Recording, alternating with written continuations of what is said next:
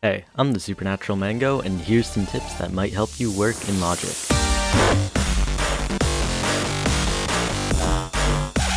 Okay, to start at number 1, we're going to do sidechaining with the tremolo plugin. So what we do is we make a MIDI region, and let's just place some MIDI notes into here.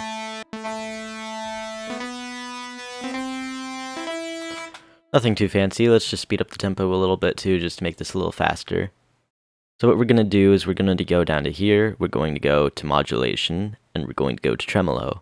We're going to click stereo, and now we've got our tremolo pulled up. So first thing we're going to do is we're going to take the symmetry knob and bring it to there. Next, we're going to set our phase to 0. So symmetry will be at 99%, phase will be at 0. And then you've got a sidechain pumping effect. So we can change the rate here. So that's how we get a little pump, and you can change the depth, so if you want to sidechain a little less and cut through the mix less. And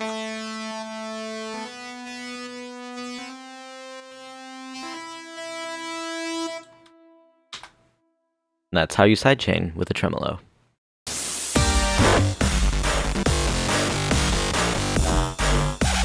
Next up, I make a lot of electronic music, so I tend to need to pitch up snares in my build-ups, which can be a little bit difficult to do. What I usually do to do this is I search for some snares here in Logic's library.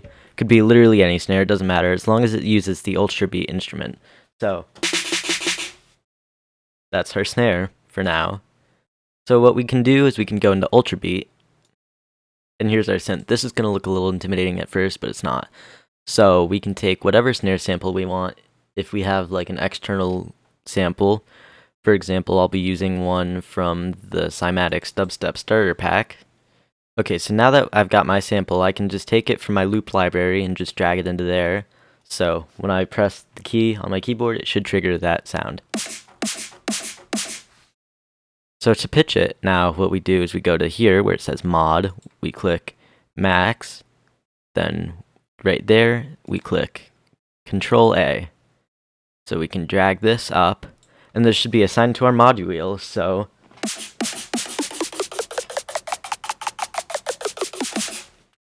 we've got pitch. So now let's say we want to make a build-up. We can take this, we can create an empty MIDI region. We can just do our regular build-up snare. So let's put the tempo down to around 127 or so. Doesn't have to be 127, but for me that'll work.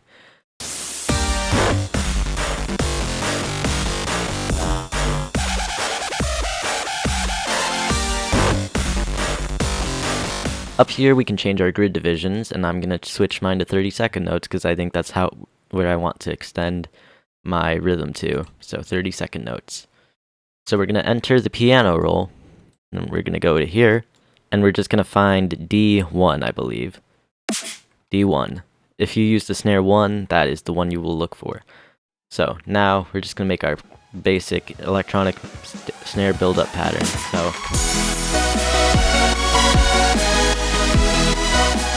Okay, so now we've got our snare build-up pattern, which sounds like this.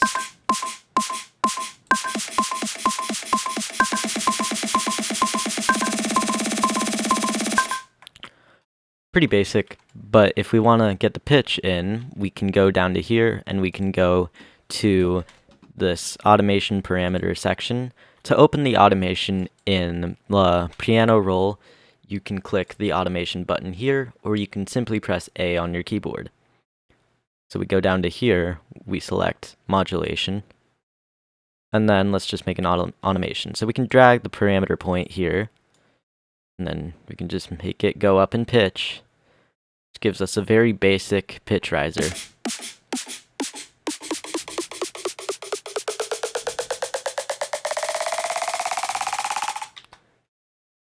The next step that we can take to make this sound just a little bit better is going to here or here and selecting our automation curve tool.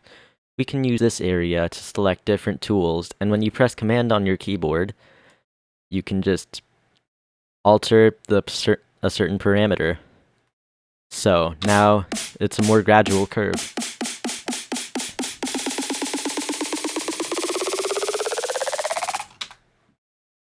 And then sometimes during playback it can get messed up. So I like to go to here, I right click the MIDI or the audio MIDI region and click bounce in place, which just converts it to audio. So then we can mute this. We don't need it because we've got it as audio now. And we can throw on whatever effects we'd like.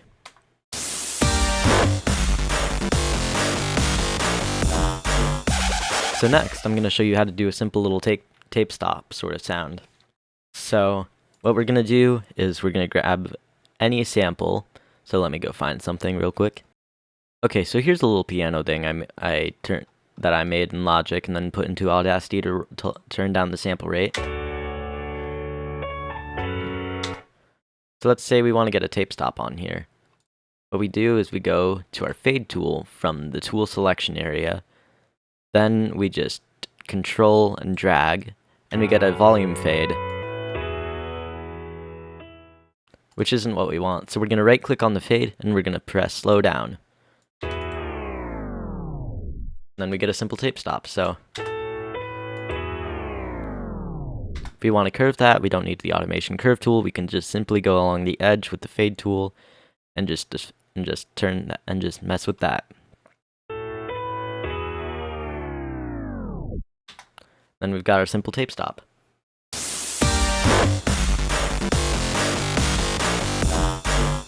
The last thing I'm going to share is some simple piano roll shortcuts. So if you're in the piano roll and you've got a few notes that you're messing with, let's say we've got okay, I'm going to go back, select the pencil tool, or let's just make a simple melody. Okay, so here we've got a really bad melody, which sounds like this.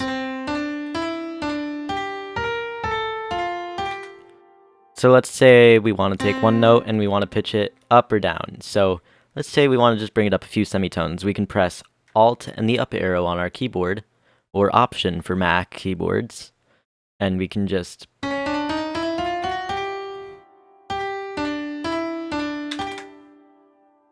And then if we want to bring it back down, it's the same process, just Option or Alt and the down key. If we want to do a whole entire octave, we can take our note, and then we can press Alt and Shift, or Option and Shift, and we can press the down arrow to bring it down an octave, or the up arrow to bring it up an octave. Next, another thing we can do is if we want to trim a certain region or note, we can go to here, and we don't have to go into this menu. Rather, we can press Command and T, and that'll trim it in half. It's the same thing in Logic's main sequencer area. You just press Command and T, and you can cut a MIDI region just like that. Same works for audio. Hopefully this video helped you, or you could take some tips from it. If not, I'm sorry about that, but thanks for watching.